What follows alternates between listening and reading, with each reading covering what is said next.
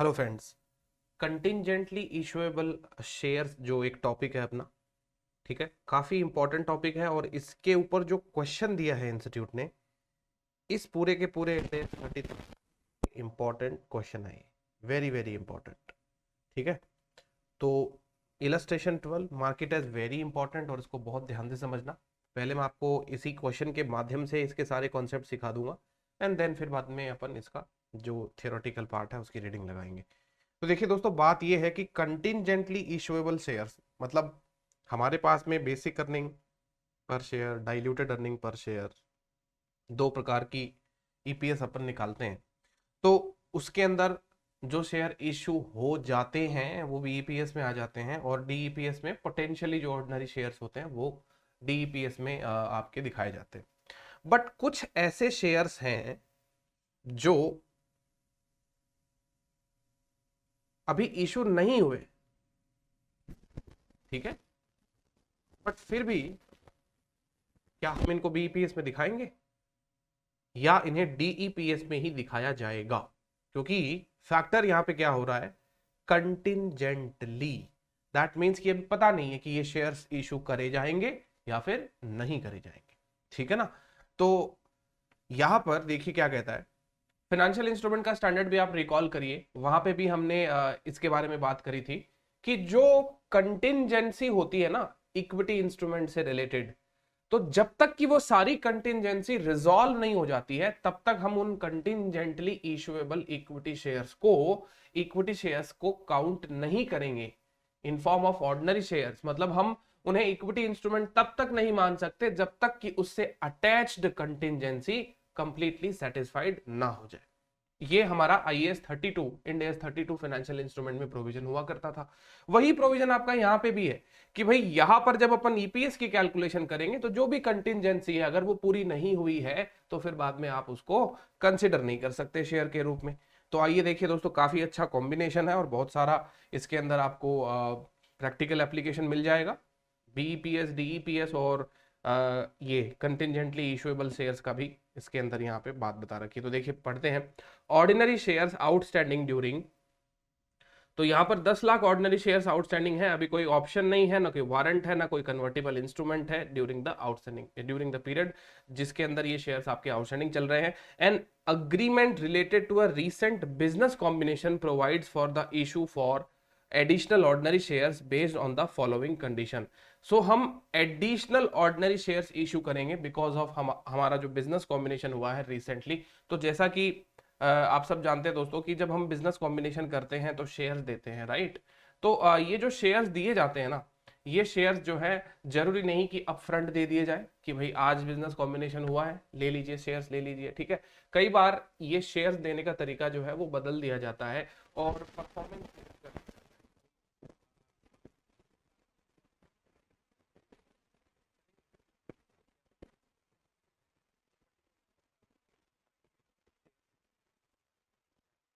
तो यहाँ पर कहता है कि आप जो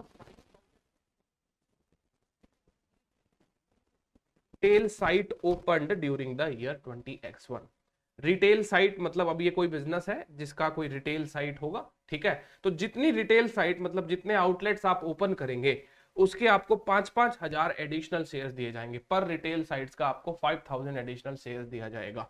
तो कहने का मतलब हमारे पास 5,000 शेयर्स हो गए और हर एक न्यू रिटेल साइट को ओपन करने पर अपने को ये मिलेंगे।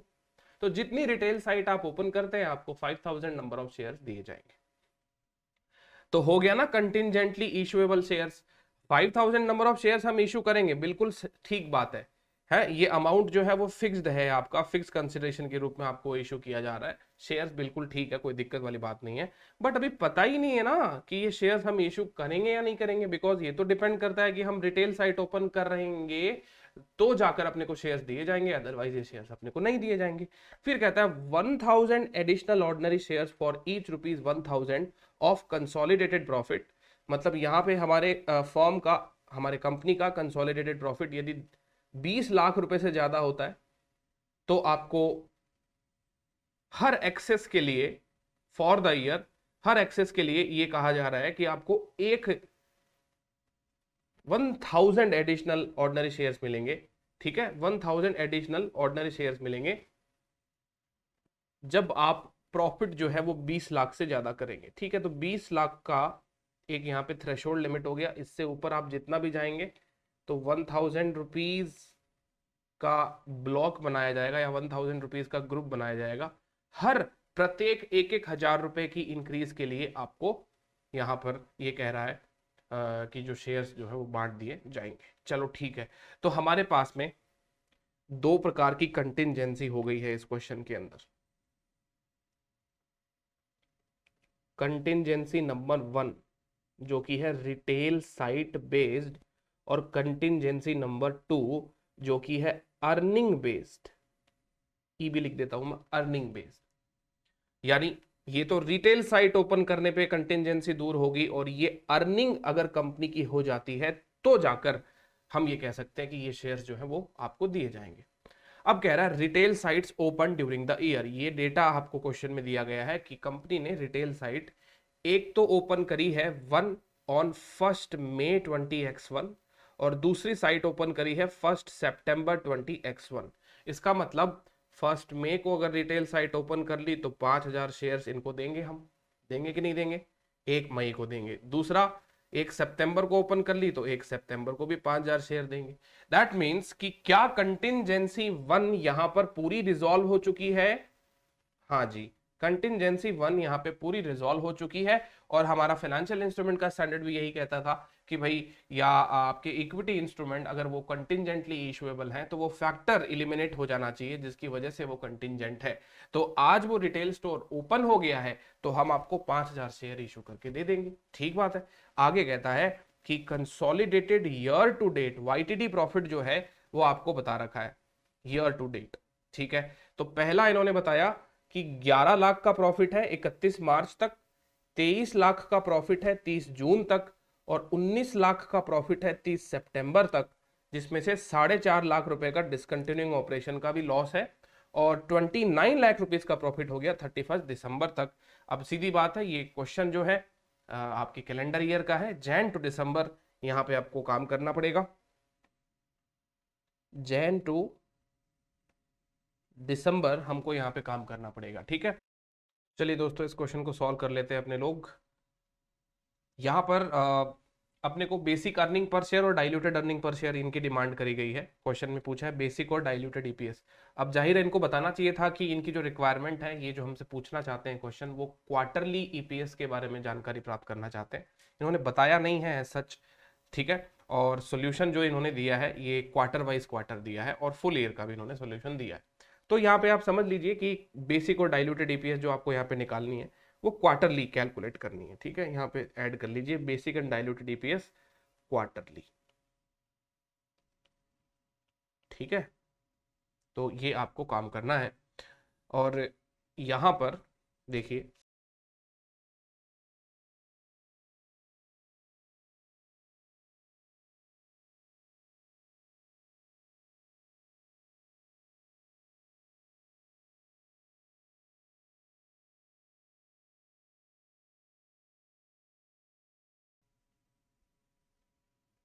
इनको अपने को क्वार्टर वाइज क्वार्टर कैलकुलेट करना है। ठीक है, बेसिक अर्निंग पर शेयर है, डाइल्यूटेड अर्निंग पर शेयर है, ये आपका मेन सोल्यूशन होगा। अब अपन लगाएंगे वर्किंग नोट। जो भी काम करना है इसमें बहुत सारे वर्किंग नोट बनेंगे।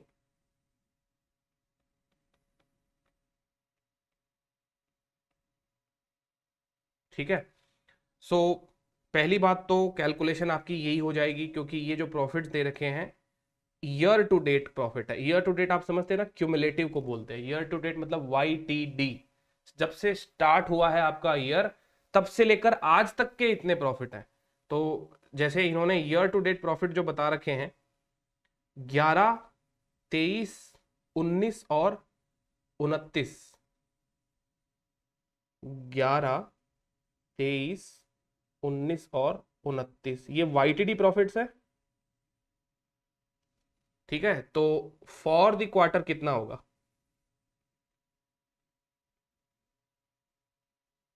तो ये तो हो जाएगा 11, फिर 23, -11, सेकेंड क्वार्टर का हो जाएगा 12 लाख, फिर 23 से प्रॉफिट गिर के 19 आ गया है, इसका मतलब प्रॉफिट कम हो गया, 4 लाख रुपए का लॉस हो गया इस क्वार्टर में, है ना। 4 लाख रुपए का क्या हो गया है, लॉस हो गया है, और फिर 19 से 29 हो गया है, तो फिर वापस 10 लाख का प्रॉफिट हो गया। तो ये हो गया एक प्रकार से क्यूमुलेटिव से ईयर टू डेट प्रॉफिट को क्वार्टर वाइज में अपना एक प्रकार से कन्वर्जन हो गया। तो ये कोई आई थिंक इसमें कोई इतनी कोई खास बात, बड़ी बात नहीं होगी, ये नॉर्मल सी बात है। पहला वर्किंग नोट हमने प्रॉफिट कैलकुलेशन का लगा दिया। एग्जाम में दोस्तों जितनी भी कैलकुलेशन करो सबके वर्किंग नोट होने चाहिए, क्योंकि पता नहीं है, हमको कुछ पता नहीं रहता कि किस वर्किंग नोट का कब इंस्टीट्यूट स्टेप में नंबर अलॉट रखती है या नहीं रखती है ना। तो कई बार मिक्स नंबर भी होते हैं, मतलब काफी सारे वर्किंग नोट को एग्रीगेट करके एक स्टेप बनाया जाता है, और कई बार सबको अलग अलग स्टेप नंबर दे दिए जाते हैं।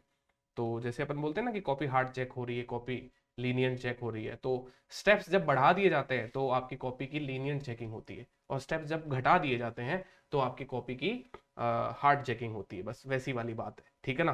तो मेक श्योर कि कोई भी कैलकुलेशन जो भी आप कर रहे हो किसी को भी वर्बली मत कर लेना, सबको प्रेजेंट करके आना है बस, ठीक है। फिर बाद में कभी भी नंबर कटेंगे नहीं। तो ये हो गया अपना प्रॉफिट, तो लिख देते हैं प्रॉफिट को अपन यहाँ पे 11, 12, 4 और 10। मेक श्योर देखिए 11 लाख प्रॉफिट है, 12 लाख भी प्रॉफिट है, लेकिन 4 लाख का लॉस है। तो 4 लाख के लॉस को नेगेटिव रख लीजिएगा, और ये 10 लाख का प्रॉफिट। फुल ईयर की बात कर लें तो फुल ईयर में सर जी 29 लाख रुपीज का प्रॉफिट हो गया है ना। 29 लाख रुपीज का प्रॉफिट, सेम ही आ जाएगा यहाँ पे, किसमें, डाइल्यूटेड ईपीएस के न्यूमरेटर में भी सेम आएगा। बोलो आएगा कि नहीं आएगा। सर डाइल्यूटेड में तो एडजस्टमेंट होते हैं ना। हाँ बिल्कुल एडजस्टमेंट होते हैं, फिर भी आपने सेम लिख दिया तो गलत नहीं हो जाएगा। देखिए ऐसा है कि आपने ये क्वेश्चन पूरा पढ़ लिया, मैंने भी ये क्वेश्चन पूरा पढ़ लिया, बराबर। आपको लगा इस पर्टिकुलर क्वेश्चन में कोई ऐसा इंस्ट्रूमेंट है जो डाइल्यूट होने के बाद में कंपनी के न्यूमरेटर पे भी इंपैक्ट डालता है? ऐसा तो कोई इंस्ट्रूमेंट ही नहीं है। कोई डेट इंस्ट्रूमेंट नहीं है जिसका इंटरेस्ट बच जाएगा फ्यूचर के अंदर, तो ऐसा कोई इंस्ट्रूमेंट ही नहीं है। तो जब ऐसा इंस्ट्रूमेंट ही नहीं है तो न्यूमरेटर तो सेम ही रहेगा ना दोस्तों, इसलिए मैंने न्यूमरेटर को एज इट इज रख दिया, ठीक है। अच्छा, अब पहला वर्किंग नोट के बाद में दूसरा वर्किंग नोट बनाएंगे हम, calculation of denominator, calculation of denominator for first quarter. जनवरी से लेकर मार्च वाला जो पहला क्वार्टर है उसके डिनोमिनेटर की कैलकुलेशन करनी है। तो हमारे पास में जैसा कि क्वेश्चन में बताया गया है कि 10 लाख शेयर्स हैं। कितने शेयर्स हैं? 10 लाख शेयर्स हैं। चलो अब मैं यहां पे लिख देता हूं 10 लाख शेयर्स। अब 10 लाख शेयर्स का टाइम वेट क्या होगा? आप कहोगे सर 12/12, ठीक है, और आप कहोगे सर इसका टोटल आ जाएगा 10 लाख। तो मैं आपको बता दूं दोस्तों, ये थॉट प्रोसेस यहाँ गलत करवा दी, गलती हो जाएगी आपसे। मैं आपको बताता हूं कि यहाँ पर हालांकि इसका आंसर आपका सेम आएगा, क्योंकि ये क्या है कि इसका टाइम वेट जो है वो 1 ही है, कोई चेंज हो नहीं रहा है। मैं आपको बता दूं कि जब भी क्वार्टरली क्वेश्चन हम करते हैं, क्वार्टरली फाइनेंशियल स्टेटमेंट का कोई क्वेश्चन कर रहे हैं या क्वार्टरली ईपीएस निकाल रहे हैं, तो फिर बाद में ये फुल ईयर का ये ऐसे नहीं कर सकते आप लोग।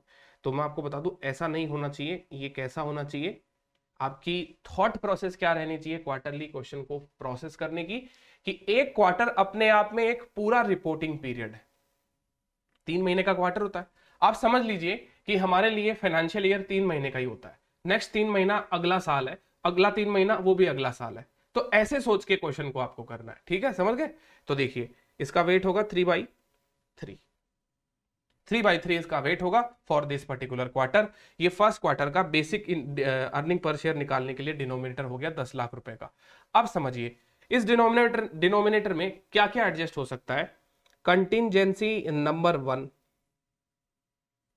कंटिंजेंसी नंबर 1 जिसको मैं कहूंगा रिटेल साइड कंटिंजेंसी, और कंटिंजेंसी नंबर 2 जो मेरी होगी अर्निंग बेस्ड कंटिंजेंसी, राइट। ये दो ही चीजें हो सकती है। मैं कहता हूं देखिए फर्स्ट कंटिंजेंसी जो रिटेल साइट कंटिंजेंसी है, इसका कोई एडजस्टमेंट नहीं किया जाएगा, क्योंकि रिटेल साइट मैंने कोई ओपन ही नहीं करी, और जब मैंने रिटेल साइट ओपन नहीं करी तो मैं उसका डिनोमिनेटर के अंदर शेयर कैसे ले सकता हूं, शेयर तो इशू ही नहीं हुए।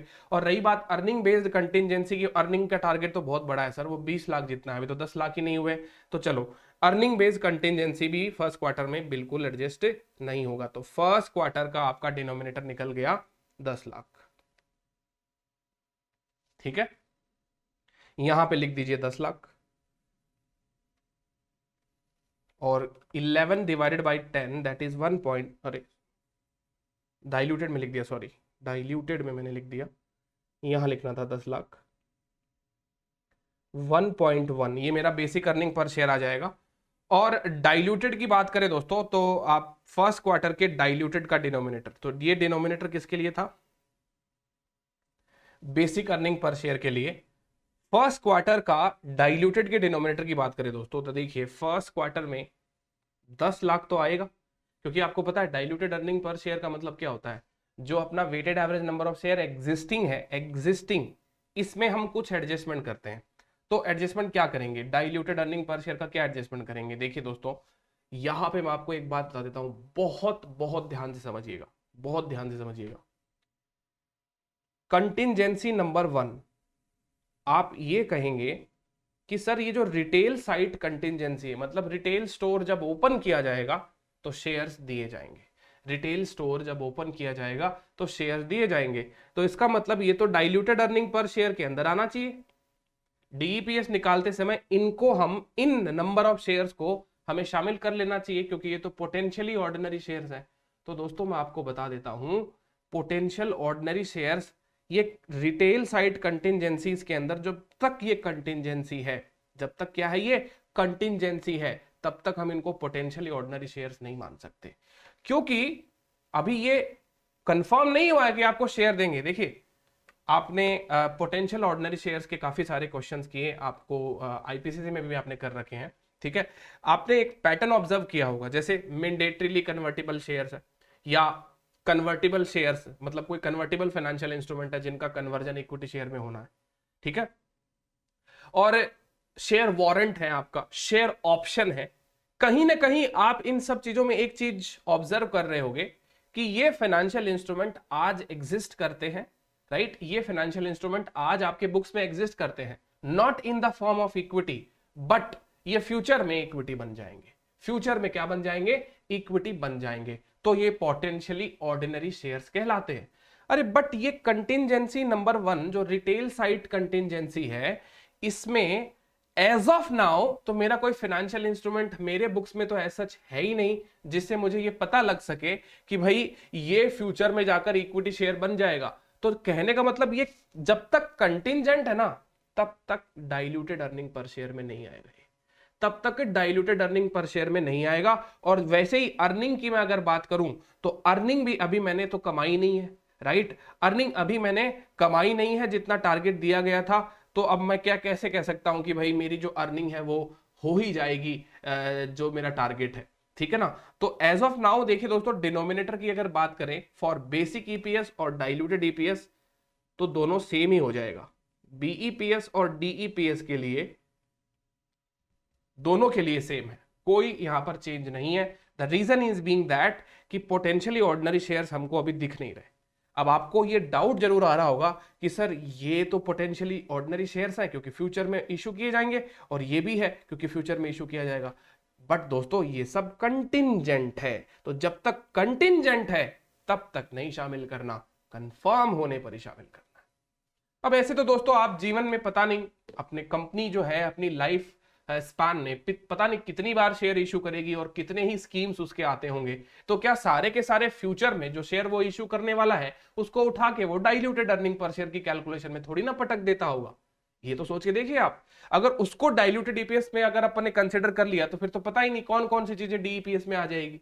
डीईपीएस का मतलब क्या होता है दोस्तों, हमारे अर्निंग पर शेयर यानी हमारी जो अर्निंग है उसको कंफर्म इतने लोग जो हैं वो आकर डाइल्यूट कर देंगे to the best of our estimate, उसमें भी ऊपर नीचे हो जाता है। तो यहां पर तो ये कंटिंजेंसी है, तो कंटिंजेंसी जो दोस्तों जब तक आपकी रिजॉल्व नहीं हो जाती है तब तक आपको इन्हें ना तो बेसिक में शामिल करना, ना ही आपको इनको डाइल्यूटेड में शामिल करना। और आगे भी इस क्वेश्चन को बहुत अच्छे से समझिएगा, अभी तो सिर्फ एक ही स्टेप हुआ है इसका, राइट। तो यहां पे भी ये 10 लाख हो गया और आपका डीईपीएस निकल गया 1.1। चलिए अब बात करते हैं अपने लोग सेकेंड क्वार्टर की। फर्स्ट क्वार्टर था ये आपका, अब सेकेंड क्वार्टर की बात कर लेते हैं। तो सेकेंड क्वार्टर में दोस्तों सीधी बात है, 10 लाख पे तो कोई दिक्कत आएगी नहीं आपको, 10 लाख तो आपका एज इट इज रहने वाला है, ठीक है। कंटिंजेंसी नंबर 1 जो आपकी रिटेल साइड कंटिंजेंसी है, इसका कुछ होने जाना है कि नहीं है, तो इसकी बात होगी बेसिक ईपीएस के अंदर, ठीक है। और जो कंटिंजेंसी नंबर 2 है, अर्निंग बेस्ड कंटिंजेंसी है, इसकी भी बात अपन करेंगे। तो यहां पर देखिए क्वेश्चन को ध्यान से पढ़िए, और क्वेश्चन यहां पे कहता है कि आपने 1 मई 2000x1 को एक रिटेल स्टोर खोल दिया है, यानी 1 मई, that is Jan Feb March वाला क्वार्टर तो चला गया, उसमें तो कुछ हुआ नहीं, बट अप्रैल मई जून के क्वार्टर में 1 तारीख मई के महीने में रिटेल स्टोर खोल दिया गया है। तो क्या कंटिंजेंसी रिजॉल्व हो गई दोस्तों? आप कहेंगे हाँ सर, कंटिंजेंसी यहां पे रिजॉल्व हो गई। तो जैसे ही मेरी कंटिंजेंसी रिजॉल्व हुई, क्या मुझे शेयर इशू करने पड़ेंगे? हाँ सर, बिल्कुल शेयर इशू करने पड़ेंगे। दैट मीन्स कि मई के महीने में शेयर इशू किए गए होंगे। अगर मई के महीने में शेयर इशू किए गए होंगे तो बेसिक अर्निंग पर शेयर में क्या मुझे अब 5 लाख जोड़ना चाहिए कि नहीं जोड़ना चाहिए? जोड़ना चाहिए। सॉरी, 5 लाख नहीं, 5,000, 5,000। और क्या 5,000 पूरा जोड़ दूं प्लस 5,000 कर दूं 10 लाख में? आप कहेंगे सर कैसे बातें करते हो, 5,000 तो 1 मई को आपने इशू किए होंगे, तो इसका वेट जो है सिर्फ मई महीने के लिए और जून महीने के लिए 2/3 काउंट होगा।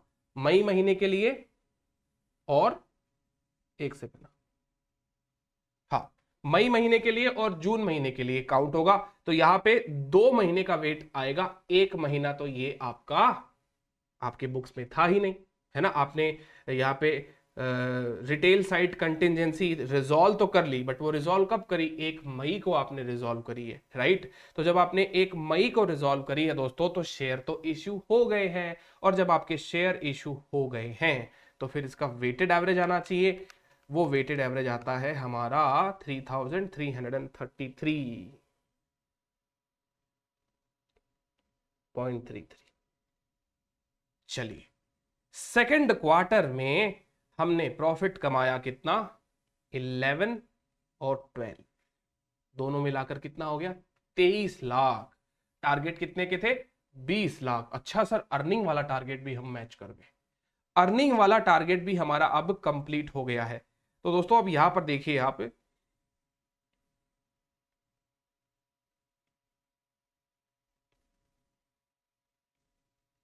तो देखिए दोस्तों, यहाँ पे अर्निंग का जो अपने को टारगेट मिला है ना, वो मिला है इस प्रकार से कि हमको 20 लाख रुपए से ज्यादा कमा के देना है, और 20 लाख रुपए से हम जितना ज्यादा कमाएंगे, हर 1,000 रुपए के बदले 1,000 एडिशनल शेयर्स दिए जाएंगे।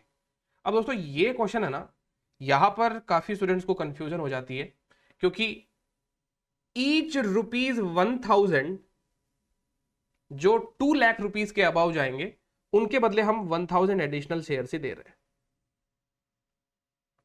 ठीक है।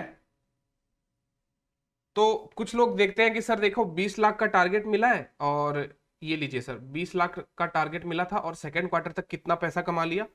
23 लाख कमा लिया, है ना।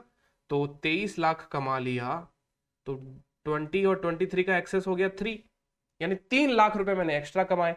अब 3 लाख रुपए एक्स्ट्रा कमाए तो 3 लाख रुपए के बदले शेयर्स कितने दिए जाने चाहिए? तो इसका आंसर होगा, इसको आपको 1,000 रुपीज के ब्लॉक में सब डिवाइड करना है, और 1,000 के शेयर दे देने हैं, 1,000 के शेयर देने हैं। मतलब सीधी बात है, इसका इंटरप्रिटेशन कैसे लिया जाएगा कि हमने हाउ मच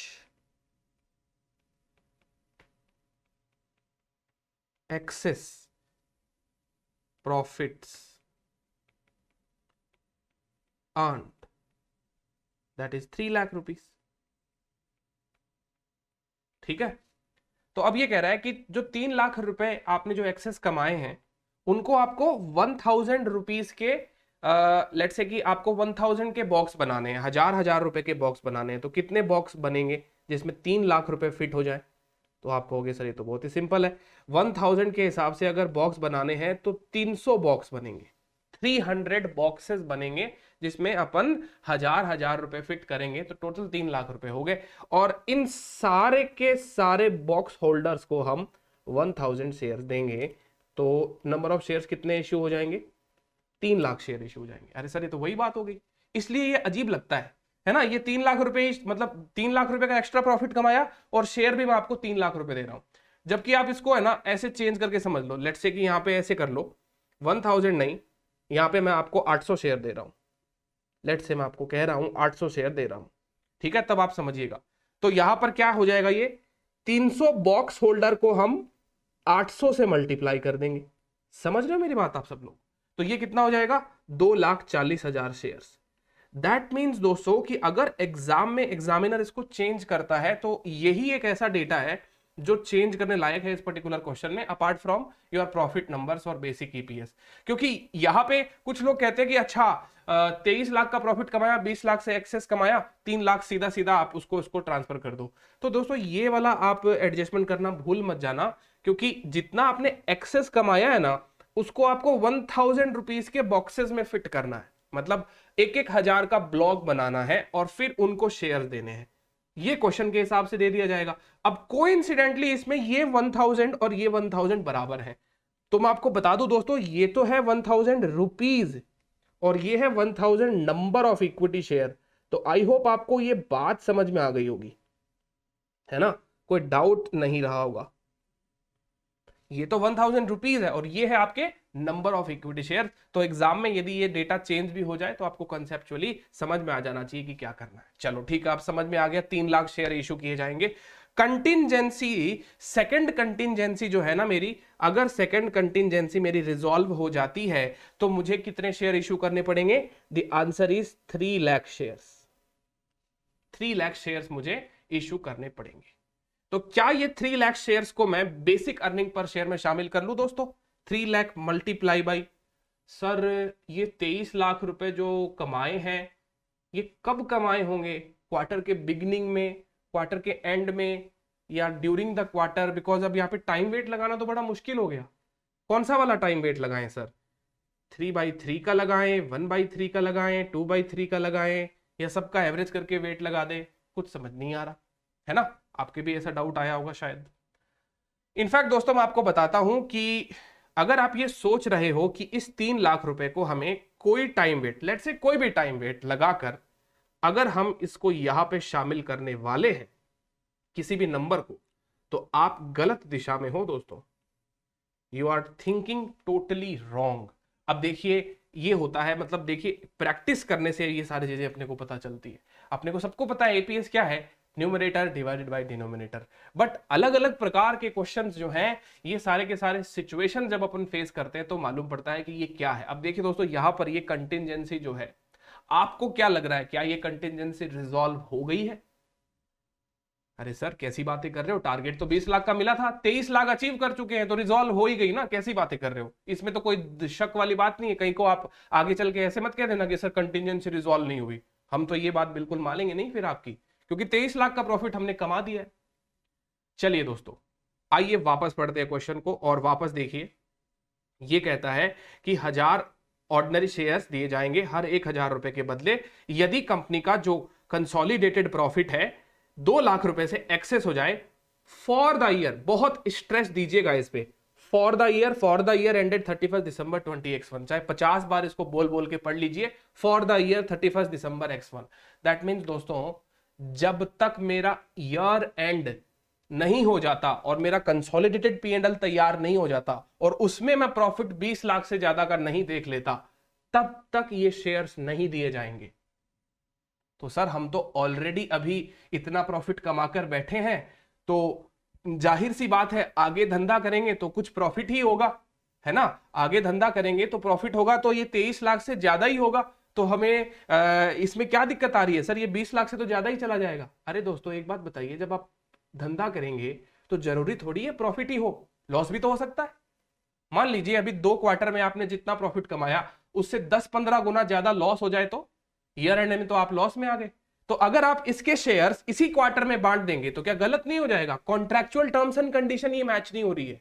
अरे मेरे कॉन्ट्रैक्ट में लिखा हुआ है ईयर एंड पे 20 लाख से ज्यादा का प्रॉफिट होगा तो मैं आपको शेयर दूंगा। इसका मतलब ये शेयर तो आपको इस साल तो मिलेंगे ही नहीं, चाहे आप करोड़ों रुपए का प्रॉफिट कमा के क्यों ना दे दो, बिकॉज ईयर एंड पे तो आप इलिजिबल होंगे, तब आपको नेक्स्ट ईयर में ये शेयर दिए जाएंगे।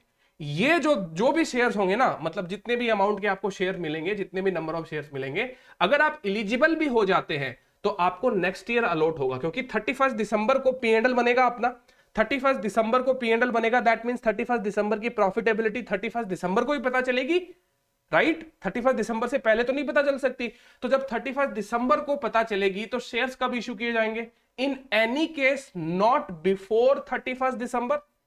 या तो 31 दिसंबर को ही इशू किए जाएंगे या फिर अगले तारीख 1 जनवरी को इशू किए जाएंगे। अब आप कहोगे सर चलो 31 दिसंबर को भी इशू कर दोगे, तो 31 दिसंबर को अगर मैं इशू कर दूंगा तो उस दिन का तो टाइम वेट तो इममटीरियल हो गया।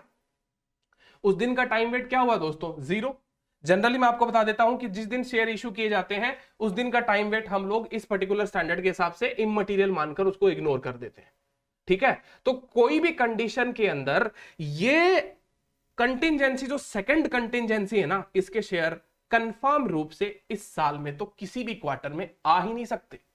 चाहे फर्स्ट क्वार्टर ले लीजिए, चाहे सेकंड, थर्ड, फोर्थ, कितने भी क्वार्टर आप कितनी भी कैलकुलेशन और कितना भी थॉट प्रोसेस आगे क्यों ना बढ़ा ले, ये वाला जो शेयर है ना, ये कभी नहीं आएगा, किसी भी क्वार्टर में नहीं आएगा। बेसिक अर्निंग पर शेयर की बात कर रहा हूं मैं, डाइल्यूटेड की बात नहीं हो रही है। तो क्या आपको इतनी डिस्कशन से दोस्तों ये कंक्लूजन समझ में आया कि नहीं आया कि ये वाली कंटिंजेंसी जब तक इलिमिनेट नहीं होती या जब तक रिजॉल्व नहीं होती तब तक हमें इन्हें शामिल नहीं करना चाहिए weighted average number of shares में, गलती हो जाएगी, है ना? इसलिए देखिए दोस्तों मैंने ये यहां पर ये क्रॉस कर दिया है, शामिल नहीं करेंगे इस चीज को हम। क्यों शामिल नहीं करेंगे? जो मैंने आपको बता दिया, because till now so far what we have achieved is not the conclusive evidence that we are going to certainly issue this much number of shares। भले ही चाहे आप अगले क्वार्टर में भी प्रॉफिट कमाएं, उससे अगले क्वार्टर में भी प्रॉफिट कमाएं, बहुत बढ़िया बात है, आप प्रॉफिट कमा रहे हो, अच्छी बात है, बट हम तो लास्ट दिन देखेंगे 31 दिसंबर। मान लो 30 दिसंबर तक आपने प्रॉफिट कमाया और 31 दिसंबर को दोस्तों गोइंग कंसर्न ही वायोलेट हो गया, टेररिस्ट अटैक हो गया, अर्थक्वेक आ गया, नेचुरल कैलामिटी हो गई, ठीक है? मतलब कुछ भी कारण से ये कंटिंजेंसी रिजॉल्व हो ही नहीं पाएगी जब तक 31 दिसंबर का पीएनएल बन नहीं जाता है, ठीक है? आई होप बात आपको समझ में आ गई होगी। इसलिए इस कंटिंजेंसी 2 को मैं बेसिक अर्निंग पर शेयर में शामिल नहीं करूंगा, and hence I can conclude over here कि my basic earning per share के लिए सेकंड क्वार्टर का डिनोमिनेटर विल बी 10,03,333। तो ये हो गया अपना 10,03,333 number of shares for second quarter calculation of BEPS. तो कैलकुलेट कर दीजिए, बीईपीएस आएगा 1.1960, ठीक है? अच्छा, अब बात करते हैं सेकेंड क्वार्टर के डीईपीएस के रिगार्डिंग। ये मैंने जो आपको समझाया है ये आपको एग्जाम में ऐसा कोई लिखने की दरकार नहीं है, बस आप यहीं पे कैलकुलेशन करके दिखा देंगे, ठीक है ना? अब सेकेंड क्वार्टर के डीईपीएस के डिनोमिनेटर की कैलकुलेशन करनी है, तो डीईपीएस के डिनोमिनेटर की कैलकुलेशन के लिए 10 लाख तो आ ही जाएगा, जो आपका existing weighted average number of shares है। एग्जिस्टिंग जो weighted average number of shares है ये तो आता ही आता है, साथ में आगे की चीजें के बारे में हम बात करेंगे। 10 लाख में तो कोई दिक्कत है नहीं, ठीक है? Now contingency number 1, retail site contingency. Retail site contingency तो रिजॉल्व हो चुकी है, वो तो बेसिक अर्निंग पर शेयर में रिजॉल्व हो चुकी थी। 5000 शेयर्स तो हमने बेसिक अर्निंग पर शेयर में ही लिए थे। अब रही बात ये, वहां पे वेट लगाया था 2/3 का। अब मैं यहाँ पे पूछता हूं आपसे, आप यहाँ पे कितना वेट लगाएंगे? दूसरी बात, कंटिंजेंसी नंबर 2, ये कंटिंजेंसी जो है बेसिक अर्निंग पर शेयर के लिए हमने रिजॉल्व नहीं मानी थी, क्योंकि सारा का सारा फैक्टर जो है वो फ्यूचर पे डिपेंड करता है। तो यहां पे मुझे 3 लाख शेयर इशू करने थे, अर्निंग बेस्ड कंटिंजेंसी थी ये, अर्निंग बेस्ड कंटिंजेंसी थी, यहां पे मुझे 3 लाख शेयर इशू करने थे। और क्या ये भी 3 लाख रुपए मैं इस डीईपीएस में भी ना लूं, और यहां पे वेट क्या लगाऊं, ये 2 बड़े क्वेश्चन है, और आपको भी यही 2 क्वेश्चन का आंसर ढूंढना है, बाकी तो आप खुद समझते हो ईपीएस निकालना कोई मुश्किल नहीं है। ये कितना आएगा और क्या हम इसको शामिल करेंगे या नहीं करेंगे, इसके पीछे आपका क्या आंसर होना चाहिए दोस्तों, ये आप खुद सोच के रखें और देन वेरीफाई करें। अब मैं आपको समझाता हूं, देखिए। अब दोस्तों देखिए क्या होता है, डाइल्यूटेड अर्निंग पर शेयर कभी हमारी आज की ईपीएस नहीं है। मतलब कहने का मतलब ये हो गया कि आपके फ्यूचर में जो भी पोटेंशियल ऑर्डिनरी शेयर्स बनने वाले हैं वो हमारे अर्निंग्स को किस प्रकार से डाइल्यूट कर देंगे। तो कहने का मतलब यहां पर इस पर्टिकुलर क्वार्टर में अगर मैं आपको ये कहता हूं कि 5000 नंबर ऑफ शेयर्स जो हैं इसकी कंटिंजेंसी तो रिजॉल्व हो चुकी है, तो क्या डाइल्यूटेड अर्निंग पर शेयर हमारी करंट अर्निंग पर शेयर की बात हो रही है, मतलब करंट अर्निंग पर शेयर हम यहां पे लेते हैं क्या, या डाइल्यूटेड अर्निंग पर शेयर के अंदर हम लोग फ्यूचर की बात करते हैं कि फ्यूचर में हमारे पास में इतने प्रॉफिट्स होंगे, राइट। तो प्रॉफिट्स दोस्तों हम कभी भी यहां पर वैसे इंक्रीज नहीं करते या डिक्रीज नहीं करते because of some sort of forecast. जैसे आप कह दो कि सर कि ये जो शेयर्स दिए जाएंगे तब उस दिन पता नहीं कितने प्रॉफिट होंगे कंपनी में, उस दिन प्रॉफिट भी तो अलग होंगे, तो उस दिन जो प्रॉफिट होंगे वो आपको ध्यान नहीं रखना, प्रॉफिट आपको आज ही वाले ध्यान में रखने हैं जो आपके दिए गए हैं। बस एडजस्टमेंट इस बात का होगा कि अगर कोई डाइल्यूटिव आपका फाइनेंशियल इंस्ट्रूमेंट है, उस डाइल्यूटिव फाइनेंशियल इंस्ट्रूमेंट को अगर आप इक्विटी में कन्वर्ट कर देते हैं तो उसका कोई इंटरेस्ट वगैरह सेव वगैरह हो रहा है तो उतना एडजस्टमेंट आवश्यकता है उसकी। बाकी किसी फॉरकास्ट या बजट को हम इसके अंदर शामिल नहीं करते कि company expected to grow over some certain period of this percentage, तो ऐसे एडजस्टमेंट कभी भी यहाँ पर नहीं लगाया करते अपन, है ना।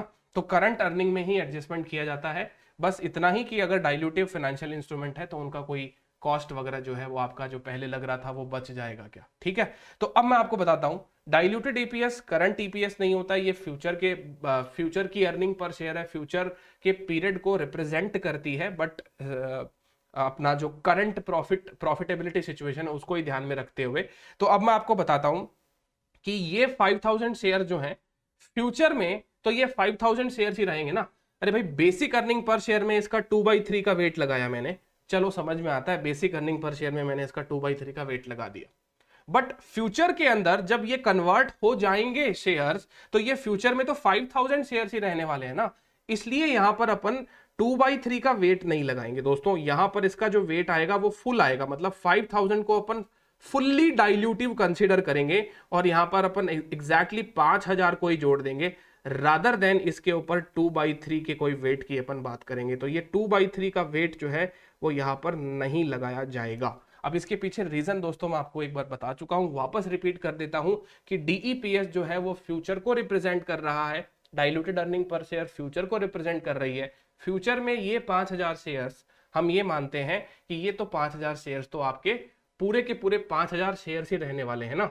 रही बात ये कि सर बीईपीएस में फैक्टर इसलिए लगाया जा रहा है क्योंकि बीईपीएस एक्चुअल अर्निंग पर शेयर है, जो आपके करंट में जितने भी शेयर्स इश्यू हो चुके हैं और जितना रिसोर्स वेटेड एवरेज बेसिस पे कंपनी के पास में आ चुका है टाइम वेट लगाते हुए, उसको ध्यान में रखकर बनाते हैं अपन। तो अब यहां पर इसका वेट हम इसलिए नहीं लगा रहे क्योंकि ये फ्यूचर के अंदर पूरे के पूरे 5000 शेयर्स ही होने वाले हैं।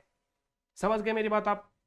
तो यहां पे जब अपन बेसिक अर्निंग पर शेयर निकाले तो ये 2/3 का वेट लगा दिया, क्योंकि एक्चुअल में देखा जाए तो ये शेयर जिस दिन इशू हुए हैं उस दिन से लेकर इस क्वार्टर खत्म होने तक हमारे एंटरप्राइजेज में जो रिसोर्सेस का जो रेशियो बनता है वो यही है, 2/3 के रेशियो में बनता है।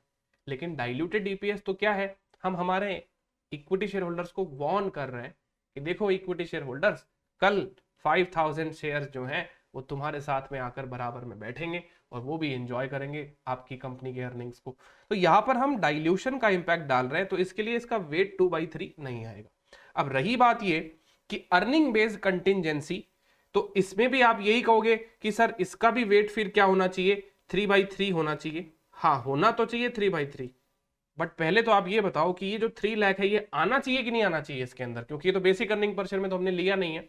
और आपने कह दिया सर कि बेसिक अर्निंग पर शेयर के अंदर हमने इसलिए नहीं लिया क्योंकि ये कंटिंजेंसी अभी रिजॉल्व नहीं हुई है, अभी फ्यूचर हमें देखना है। बट दोस्तों डाइल्यूटेड अर्निंग पर शेयर के लिए जिस क्वार्टर में हम काम कर रहे हैं, जिस क्वार्टर का डाइल्यूटेड ईपीएस निकाल रहे हैं, उस क्वार्टर तक हम जो अर्निंग कमा चुके हैं उसके बेसिस पे हम ये कह सकते हैं कि पोटेंशियल डाइल्यूशन हो सकता है।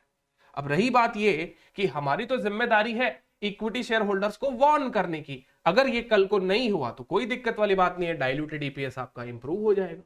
So the thing is that इसे हम बेसिक ईपीएस में कभी भी शामिल नहीं करेंगे, बिकॉज हम शेयर इशू, देखिए बेसिक ईपीएस में वही चीजें आती है जो actual number of equity shares हैं, आपके कंपनी में वो शेयर्स एग्जिस्ट करते हैं। और डाइल्यूटेड ईपीएस के अंदर जैसे कि मैंने आपको बताया दोस्तों, स्टार्टिंग के अंदर ईपीएस का जब अपन चैप्टर पढ़ रहे थे तो वहां पे अपन एक बात पढ़ी थे कि हम लोग मैक्सिमम पोटेंशियल डाइल्यूशन का इंपैक्ट लेते हैं। तो जैसे कन्वर्टिबल इंस्ट्रूमेंट होते हैं ना, जिसका ऑप्शन किसके पास में होता है, होल्डर के पास में होता है, क्या जरूरी थोड़ी ना है कि वो लोग अपना इंस्ट्रूमेंट इक्विटी में कन्वर्ट करवा लेंगे, कैश भी तो मांग सकते हैं वो। और जब कैश मांग लेंगे तो क्या हमें शेयर्स देने की कोई ऑब्लिगेशन रहेगी, क्या हम शेयर्स इशू करेंगे? नहीं। तो आपने तो डाइल्यूटेड ईपीएस में उन शेयर्स को शामिल कर लिया था। अरे तो डाइल्यूटेड ईपीएस में ऐसा कहां लिखा गया कि हम जो डीईपीएस निकाल रहे हैं वो डीईपीएस जो है वो सही हो जाए?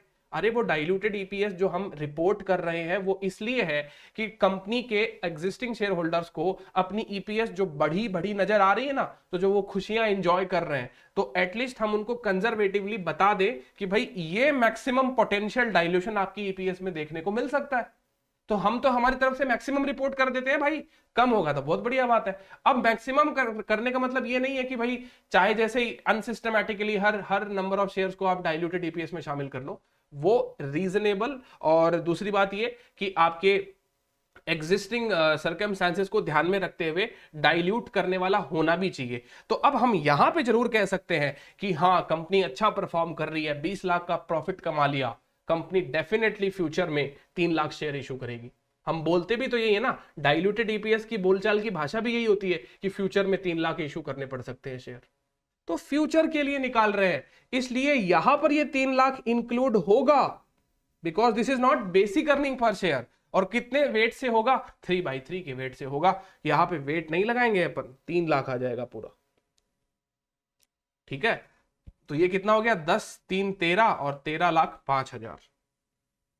तो इस क्वार्टर के लिए हमारा डीईपीएस का जो weighted average number of shares निकलेगा, सेकेंड क्वार्टर का बीईपीएस, सेकेंड क्वार्टर का डीईपीएस का डिनोमिनेटर का कैलकुलेशन 13,05,000, 13,05,000 ये हो जाता है फिर ईपीएस आपका 0.919।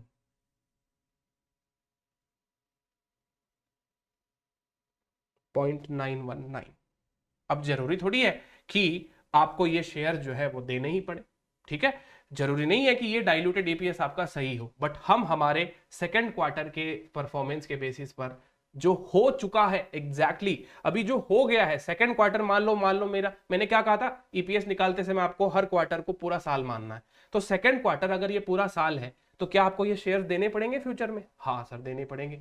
तो इसका मतलब सेकंड क्वार्टर की परफॉर्मेंस को ध्यान में रखते हुए मुझे ऐसा लगता है कि ये शेयर्स मुझे इशू करने पड़ेंगे। तो मैंने इसके बेसिस पर ये देखिए दोस्तों, डाइल्यूटेड ईपीएस के अंदर ये 5,000 रुपीज पूरे ले लिए, क्योंकि ये फ्यूचर में 5,000 पूरे आपके कंपनी के अंदर आ जाएंगे और आपकी अर्निंग्स को डाइल्यूट कर देंगे। और ये 3 लाख रुपए भी हमारी एग्जिस्टिंग प्रॉफिटेबिलिटी सिचुएशन को ध्यान में रखकर 3 लाख रुपए नहीं, sorry 3 lakh number of shares, तो 3 लाख नंबर ऑफ शेयर्स भी दोस्तों क्या हो जाएंगे, फुल्ली यहां पर इंक्लूड हो जाएंगे, क्योंकि एग्जिस्टिंग सिचुएशन यही इंडिकेट कर रही है कि फ्यूचर में 3 लाख शेयर इशू करने पड़ सकते हैं। तो दैट इज वाई इसका टोटल 13,05,000 आया और ईपीएस है 0.919। तो सेकेंड क्वार्टर में काफी सारी एक्सप्लेनेशन इन्वॉल्व थी। उम्मीद करता हूं दोस्तों कि आपको मैं समझाने के लिए ये पर्टिकुलर चीज जो है आपकी समझ में आई होगी, और मैंने आपको थोड़ा समझाने की कोशिश करी है। उम्मीद करता हूं कि आपको समझ में आई होगी दोस्तों, है ना। फिर भी कोई दिक्कत रहे तो आप जरूर पूछ लीजिएगा। आइए तीसरे क्वार्टर में चलते हैं, थर्ड क्वार्टर में चलते हैं। थर्ड क्वार्टर, वही थर्ड क्वार्टर की बेसिक अर्निंग पर शेयर की कैलकुलेशन। देखिए बीईपीएस का डिनोमिनेटर अगर अपन बात करते हैं थर्ड क्वार्टर के रिगार्डिंग, तो 10 लाख तो जैसे आ ही जाएगा, 10 लाख में तो कोई दो राय ही नहीं है ना। थर्ड क्वार्टर है अपना कौन सा, जुलाई अगस्त और सितंबर क्वार्टर। तो पहले तो ये देखिए जुलाई अगस्त सितंबर में कोई आपने रिटेल स्टोर खोला है क्या? जुलाई अगस्त सितंबर में आपने कोई रिटेल स्टोर खोला है? देखिए सितंबर में मैंने रिटेल स्टोर खोल दिया।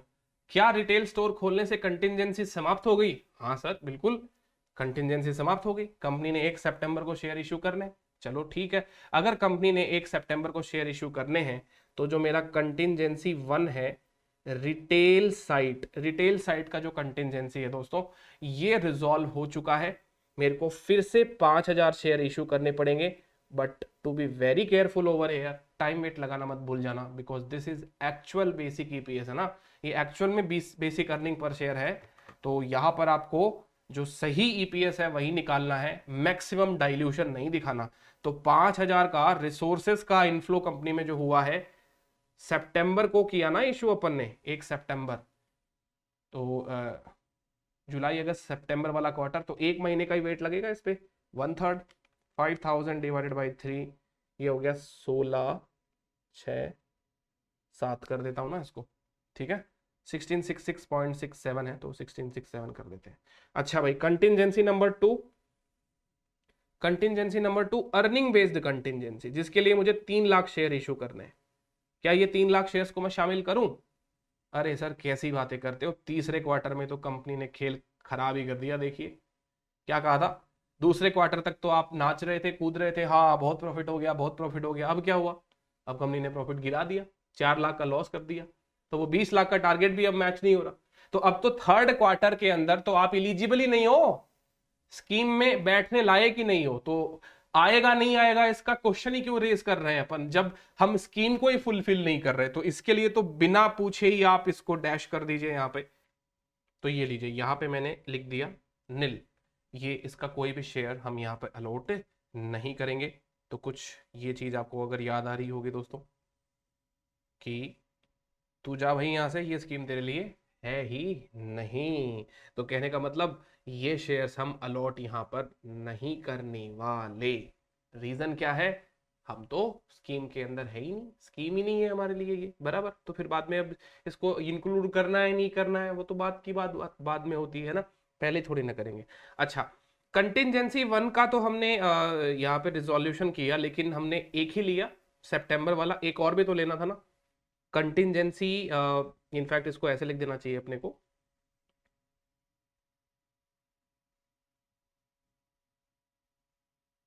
ठीक है।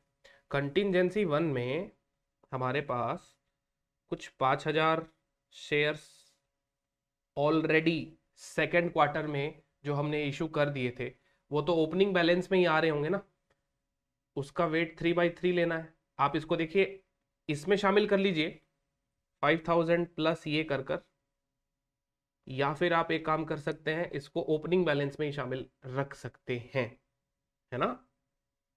और ऐसे करके मैं ऐसे लिख देता हूं,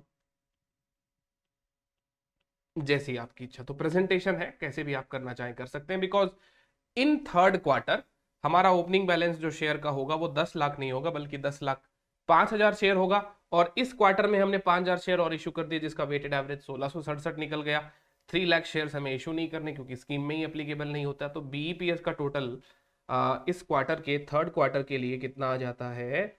ये आता है sir ji 10,05,000 plus 1667, 10,06,667। This much number of shares is the denominator for third quarter. तो 10,06,667, तो लॉस है ना इस बार, तो ईपीएस जो है वो नेगेटिव आ जाएगा।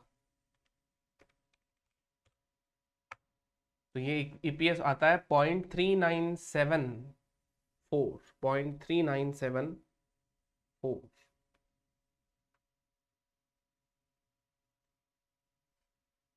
ठीक है, बेसिक अर्निंग पर शेयर हो गया अपना थर्ड क्वार्टर के लिए। आइए थर्ड क्वार्टर का डीईपीएस भी निकाल लेते हैं। थर्ड क्वार्टर का डीईपीएस निकालते हैं, चलिए। तो थर्ड क्वार्टर के डीईपीएस की बात करेंगे अपने लोग। थर्ड क्वार्टर का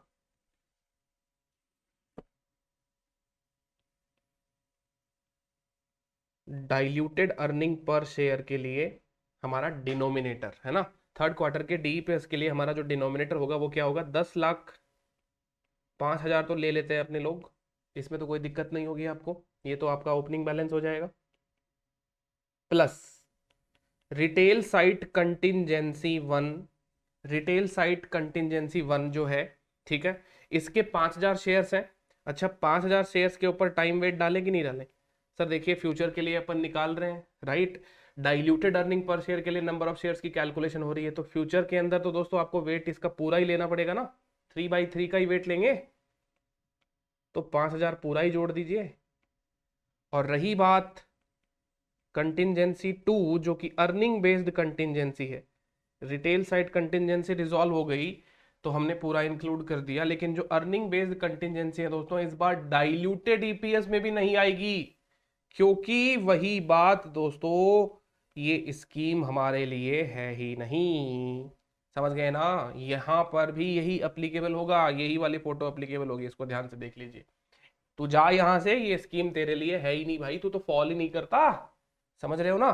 तो ये वाली बात हो गई है। तो यहां पर हमारा इसका टोटल क्या हो जाएगा, इसका टोटल हो जाएगा 10,10,000 ना।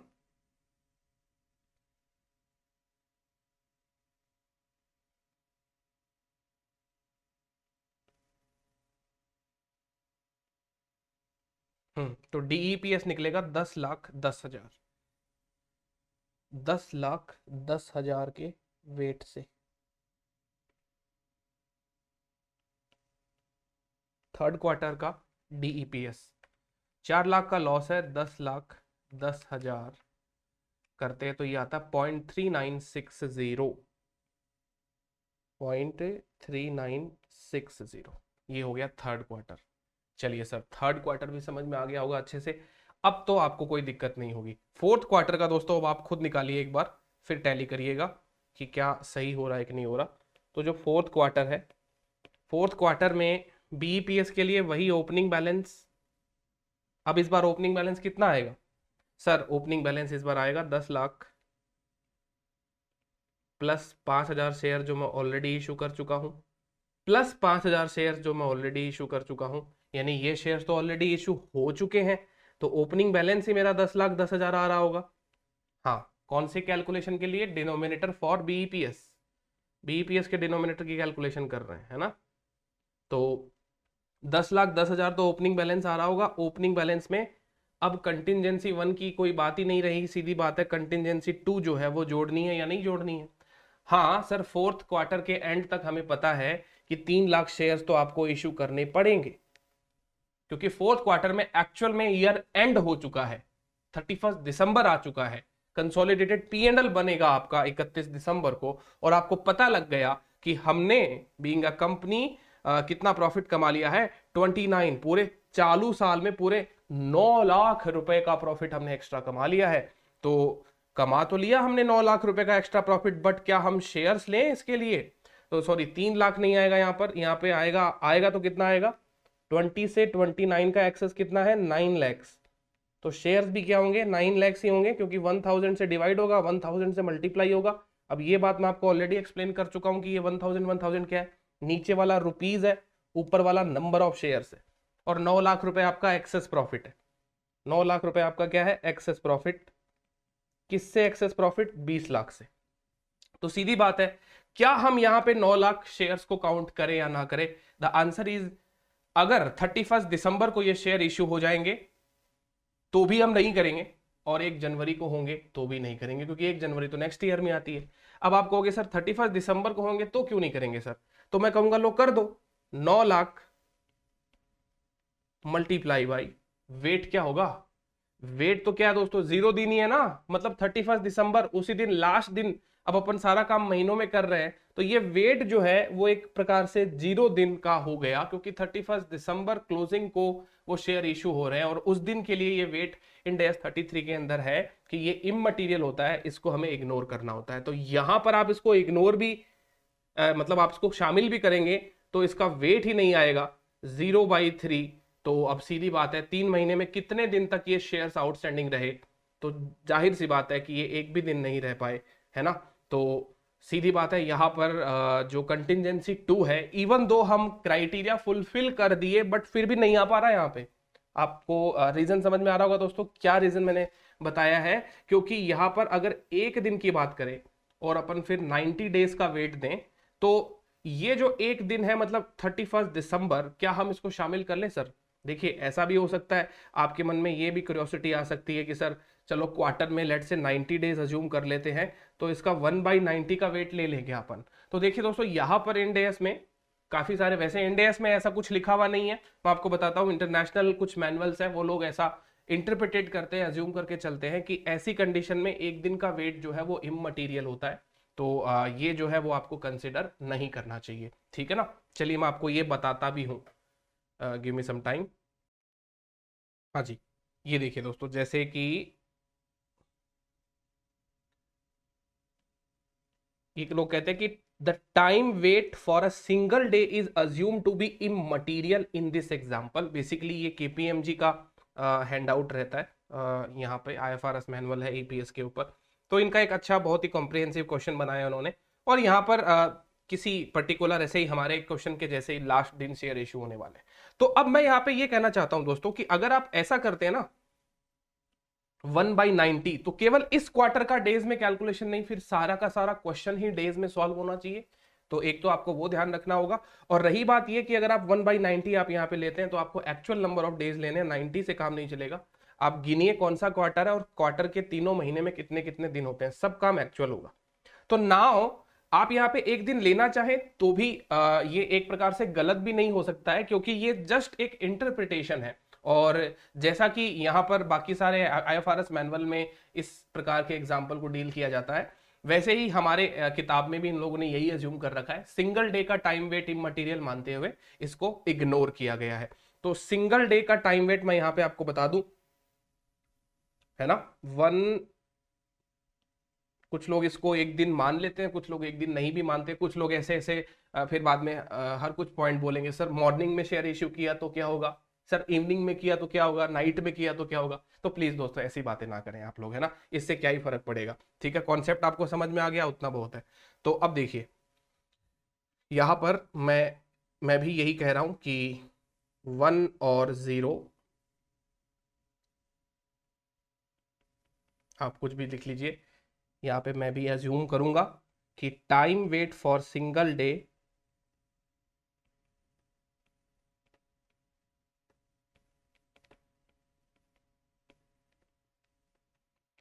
is assumed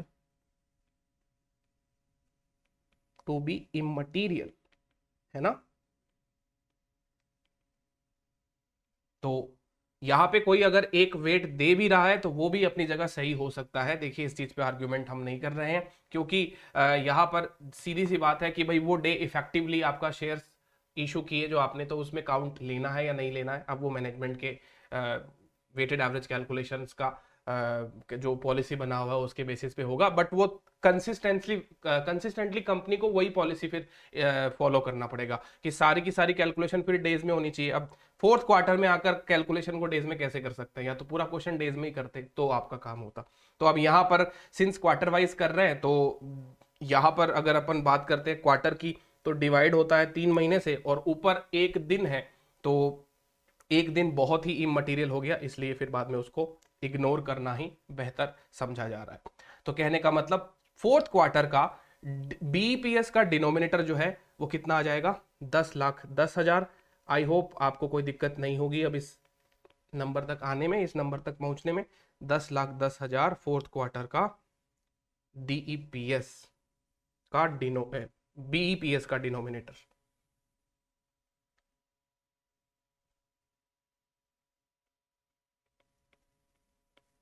EPS कितना हो जाएगा फिर, 10 लाख डिवाइडेड बाई 10 लाख 10 हजार, 0.99,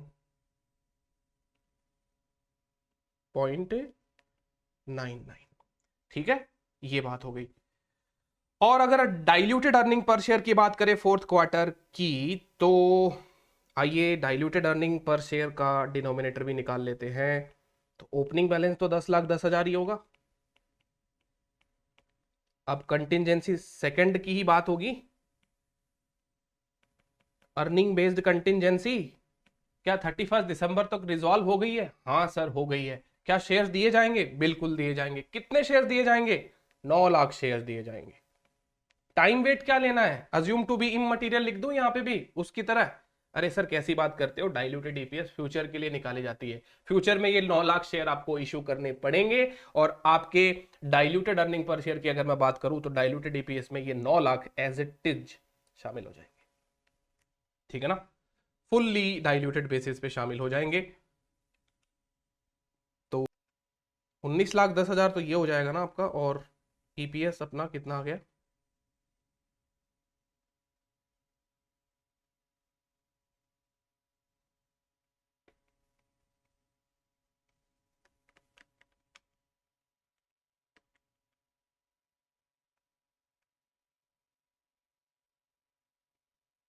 अब देखिए डाइल्यूटेड ईपीएस काफी गिर चुका है क्योंकि 9 लाख शेयर इशू होने वाले हैं ना। तो देखिए ईपीएस में भारी भयंकर गिरावट, 0.0 आ गया, फिर 5 2 3 6 कर देते, ठीक है। तो 4 क्वार्टर की सर हमने अलग अलग निकाल ली। अब देखिए दोस्तों, कुछ लोग ऐसे दिमाग लगा लेते हैं, सर इस क्वार्टर की बीईपीएस ये, इसकी ये, इसकी ये, इसकी ये, तो सारी बीईपीएस को जोड़ दीजिए और आपका टोटल बीईपीएस आ जाएगा, ठीक है। सारे नंबर ऑफ सारे अर्निंग्स को जोड़ दीजिए और सारे डिनोमिनेटर को जोड़ दीजिए। मतलब यहां पे दोस्तों ऐसी कोई गणित मत लगा लेना आप कि जो फुल ईयर जो है वो टोटल के रूप में काम नहीं कर रहा है। फुल ईयर को आपको एक प्रकार से ऑल टुगेदरली अलग से ही सॉल्व करना पड़ेगा, क्योंकि ये फुल ईयर जो है इसमें मैं आपको बताता हूं, आपको न्यूमरेटर भी निकालना पड़ेगा और आपको डिनोमिनेटर भी निकालना पड़ेगा। तो जैसे आप कैलकुलेशन करते आ रहे थे वैसे ही कैलकुलेशन करिएगा, कुछ नया काम यहां पे करने की कोशिश ना करें। तो फुल ईयर की कैलकुलेशन के लिए न्यूमरेटर डिनोमिनेटर, न्यूमरेटर तो निकाला हुआ है, उसमें कोई दिक्कत नहीं है।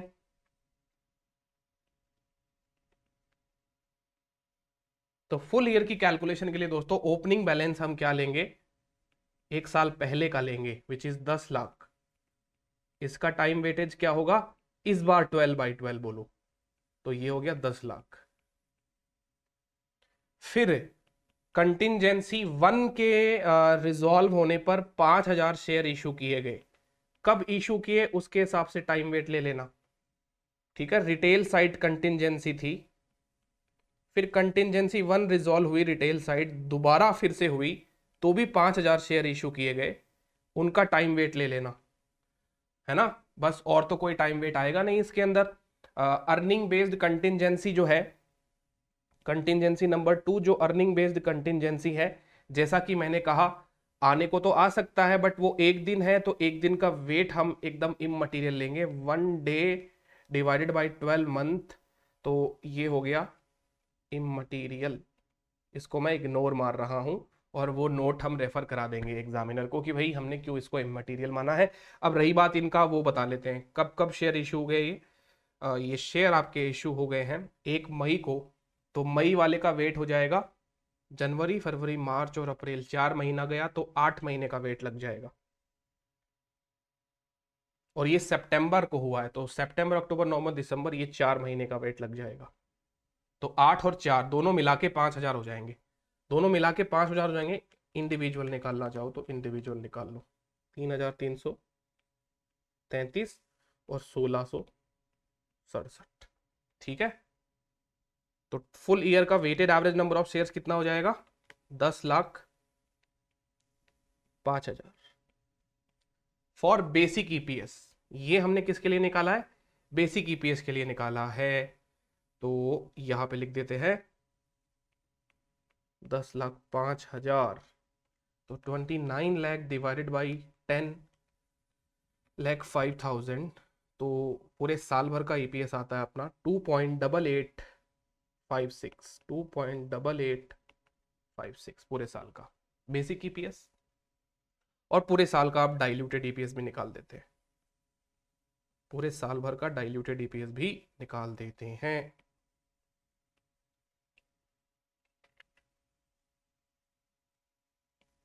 हाँ, तो लास्ट पूरे साल भर का डीईपीएस का डिनोमिनेटर कैलकुलेशन कर रहे हैं, फुल ईयर डिनोमिनेटर कैलकुलेशन इसके लिए डीईपीएस के लिए ओपनिंग बैलेंस वही होगा 10 लाख, फिर 2 बार 5,000 शेयर इशू कर दिए, ठीक है। तो कंटिंजेंसी 1 रिजॉल्व होने पर हमने 2 बार 5,000 शेयर इशू किए, रिटेल साइड बेस्ड कंटिंजेंसी थी, तो 2 बार जो शेयर इशू किए हैं वो पूरे के पूरे जोड़ देंगे, क्योंकि फ्यूचर में तो ये 10,000 शेयर ही रहेंगे, है ना। टाइम फैक्टर यहां पर क्या हो गया, इररेलेवेंट हो गया, क्योंकि फ्यूचर के डाइल्यूटेड अर्निंग पर शेयर में 10,000 शेयर ही पार्टिसिपेट करेंगे, तो मैक्सिमम डाइल्यूशन इंपैक्ट आएगा।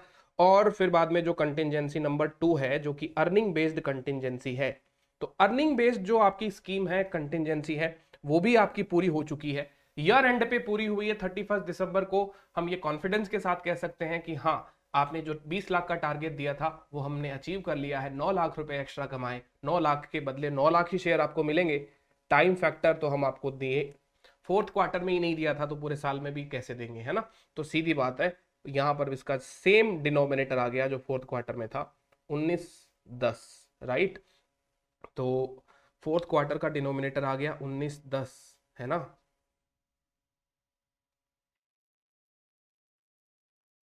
तो यहाँ पे लिख दीजिए 19,10,000 नंबर ऑफ शेयर्स, और डाइल्यूटेड ईपीएस कितना हो जाएगा,